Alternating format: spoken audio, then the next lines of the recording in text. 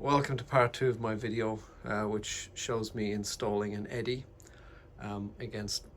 into my Mixergy tank. So brief recap yesterday. So I wired up the PV switch, mounted the Eddi on the wall. The reconfiguration of this just required the power from the element up here to be routed into the PV switch box down here, and then the pump control cables were wired in there. If you watch the first part, I kind of go through that in a little bit more detail. So today I just want to get the Eddi basically plugged in. So I'm going to just using the same 3-core temperature resistant 2.5 square cable and a 13 amp plug. This just to get it tested. Obviously the plan is to have an electrician install another fused spur that the Eddi will be plugged into or connected into permanently.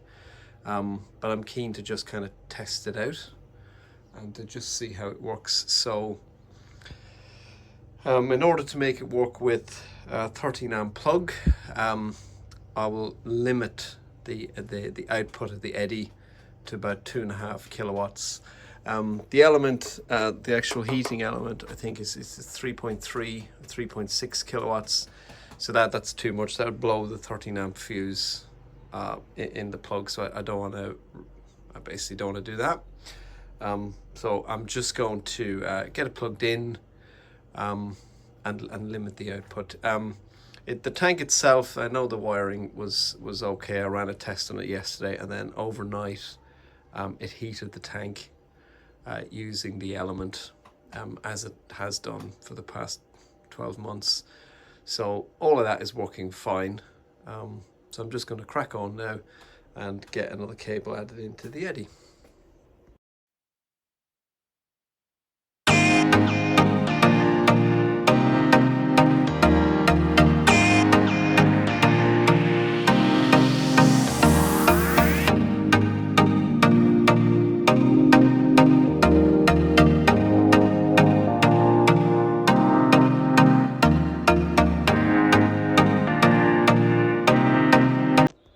Alright, that's the wire in.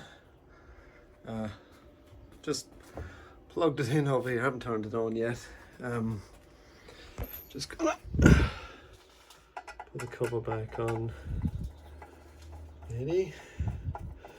And then, oh no, I've just realised that I need to put in an Ethernet cable. So rather than use the wireless like my Zappi does, the newer versions of the Eddi and the Zappi actually have somewhere, at least they should have, an Ethernet connection. Oh, now that I look in here, I'm not entirely sure where that is. I expected it to be on the bottom. Ah, look at it there. Right. So there's actually an Ethernet port on these. So I'm going to take an Ethernet cable from here and I'm going to run it over there to my comms closet. So I'll measure up, crimp a cable and plug it in. The idea then is that rather than installing the CT clamp from here over to my consumer unit over there, it can actually use the CT clamp that's connected to the Zappi. And then I'm hoping that I can install a CT clamp here and put that in here. So then I can essentially figure out what the solar output is, because that's one thing that's been missing from my energy dashboard. So it comes with a clamp, so I've got one there, and I think fundamentally I'll be able to open that box, put the clamp in there, connect it into the Eddi here, which would be much tidier than trying to bring it from the Zappi, which is outside. And that should give me a complete view then across my solar generation. Obviously it includes the battery, so it's not perfect, but better than what I've got now. So let me just measure this, cut and crimp the cable, and then we should be in a position to turn this thing on. Yeah, just whilst I'm crimping these cables, just wanted to kind of go through the tool that I use. So I use this thing here, which is an easy crimper. In the past, when I started sort of doing the bits of networking cable in my house, and crimping and stuff, I used, let me get this box open, I used this thing, which is kind of the traditional crimper, just bought from Amazon. And then you've got these stock little connectors, you can't really see them. But what I found was that sometimes, not because I don't do this all the time, so I'm not, you know, going to have to remind myself every time I come to do it what I'm doing. I found that probably, I don't know, maybe 50% of the time, well, that's been a bit unfair. 20% of the time, 10% of the time, I miscrimped. So I'd have a wire in the wrong place. And I always found it quite tricky to feed the cable into these little guys to crimp them. So somebody recommended this set of easy crimping tools. And the primary difference is that when you feed the cable in into the plug, it's actually lets the wires pass all the way through. So I'm just trying to get that in focus. So you can feed the cable in, make sure it's nice and tight, and then check the order of the cables, check the order of the individual pairs, to make sure that they match up. It's also neatly printed on the little box, and then you just feed it in here, crimp, and it basically trims and crimps the cable at the same time. And using this, it's been like 100% success rate, which is fantastic. So if you're kind of a part-timer, but you want to do it, I recommend this easy crimping stuff. I think VCE must be the company, but it's brilliant stuff. Another helpful little gizmo to get if you're doing anything with Ethernet cables is just a continuity tester. So you just plug both ends of your freshly crimped cable in, and all the lights should light up in sequence, telling you the cable is good. Invaluable. Alright, moment of truth, Ethernet is wired in. So I'll turn the Mixergy tank back on. And we'll see that come to life now. And then we'll turn the Eddi on. Now, nothing has happened because the wee switch at the bottom is in the off position. So let me just go back to my manual and just remind myself. So now switch it to the on position. Okay. Alright. So we've got some settings here, which is great. Oh, you probably can't see that, but we even have some network lights blinking there.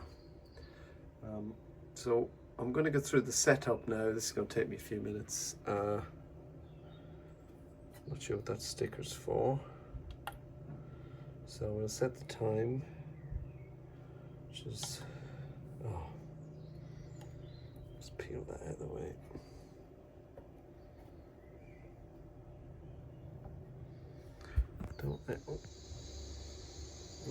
Right, so at any technical thingamajig, first thing to do is update the firmware. So that's downloading away, and that should bring it up to date with whatever's in the manual. So I think what I need to do to begin with, having read through the manual, is I need to pair the Eddi with the hub which is over here. So this is in my comms closet. So this is the little hub here. So you can see it's got power, server, and then you can connect basically Harvey, Zappi and Eddi to it. So I'm going to wait until the firmware is up to, oh no, oh that's the connection is a bit, okay, it's a bit flaky. That is very flaky. What have I just done? Okay, that's rebooting now. Great. Okay. So this is at 94.9%. Download is done. Completed. What do we say next? Next prod. What the heck do I do now? Proceed. Oh, that's download. So I click that now, and then I go install. Okay. That's nice and fast. Okay. So it's verified, it's booted. Okay, we're in business. Okay. So now I'm going to go into device settings, advanced, link devices, pairing mode. So pairing is now active on channel 1. So I think I go over here and I push this button. He says, okay. Oh wait, so pair.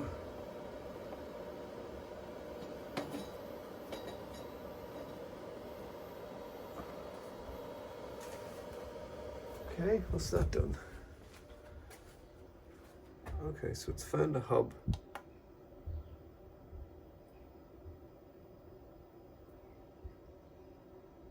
Okay, so it's found the hub, which is a good start.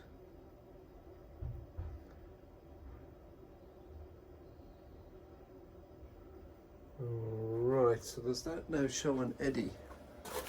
Okay, look at that. So my Eddi light is lit up. Why doesn't it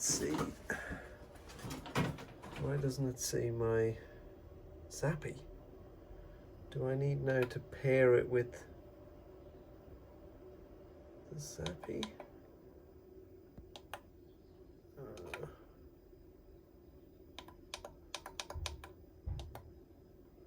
So there's an Eddi and a hub.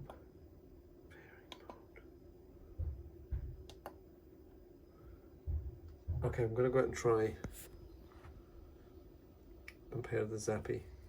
Okay, so here I am with my Zappi. You can see it's actually charging the car. So we go down to link device info, Zappi and hub. So go back. We change settings, no, other settings. We go advanced. Link devices, pairing mode, and we'll see what happens.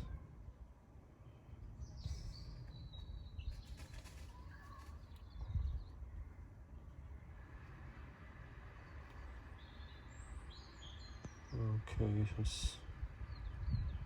just doing bugger all.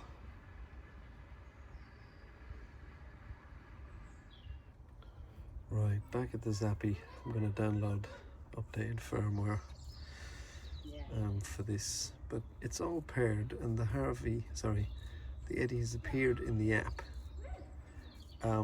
So I think they're connected. I'm not sure why the details don't appear on both devices, but that might just be the way that it's set up.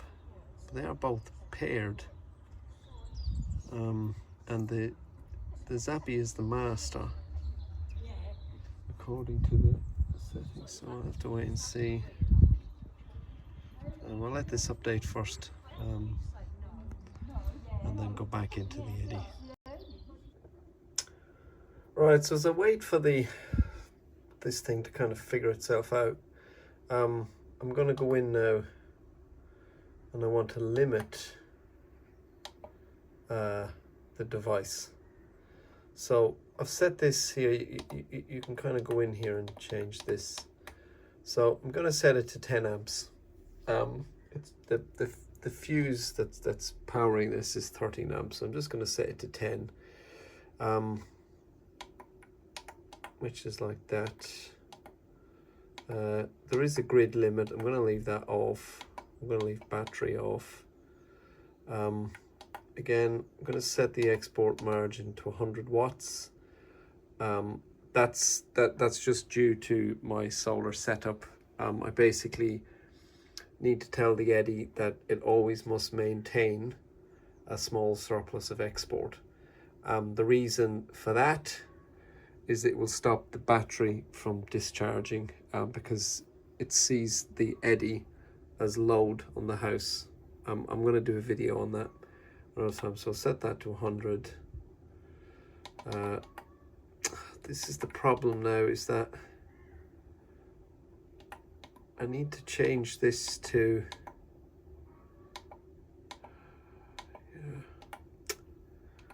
I need to figure out how to use the clamp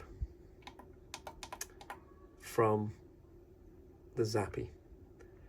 But the Zappi isn't appearing. So with that, I should now actually be able to just do a boost. So if I push this, I'll select heater 1. So that should now boost.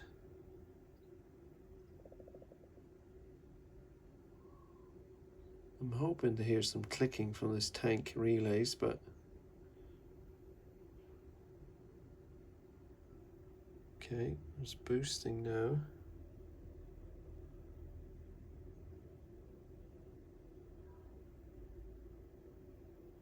I thought the PV switch might have clicked a little bit.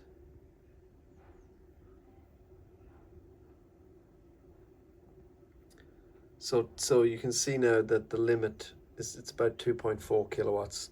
So that's the 10 amps. The limit that I set. If I went to 13, that would appear as 3 kilowatts, but I'm gonna give myself a little bit of safety margin there. I'm a bit in the dark as to actually if this is heating, because there's nothing to hear. Don't know if this pump doesn't sound like it's running, so I don't know if that's something that the Mixergy will do by itself. I don't know. I'm going to leave that run, I think, for the hour anyway. We'll just see what happens. And in the meantime, I'm just going to have to hit the internet and do some reading and see if I can figure out how to get the CT clamp readings from the Zappi. Right, figured it out. So the problem I had was that I had paired the Eddi with the hub, and I shouldn't have done that. So I went into the Eddi settings and I deleted the hub. Then I came back to my Zappi and I searched, and now my Eddi has appeared. So I've now got my Eddi, Zappi and hub all connected. So the Zappi is the master, the hub is kind of poorly named. I think it's more like an internet gateway, but I've got it now. I've got my 3 devices, so you can see that's the master. So if I go back now, all right, we've got bugger all sun coming in now. That's fine. It's probably just enough to cover the house. Gonna go back into the Eddi, and hopefully now the Eddi will see the Zappi and we'll be able to see what the surplus solar is. Okay, back to the Eddi. So now if I go up to devices, there's the Zappi. Okay, so that's great. And the little M must indicate that it's the master. So now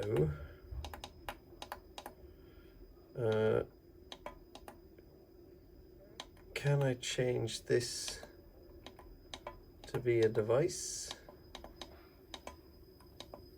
No. So I think I can leave that, I guess. If I go to readings. Ah, right, look at that. So now I've got an importing and exporting read. I've got an output, I'm not 100% sure what that means. I've got a heatsink temperature, I've got voltage, I've got frequency, I've got grid current.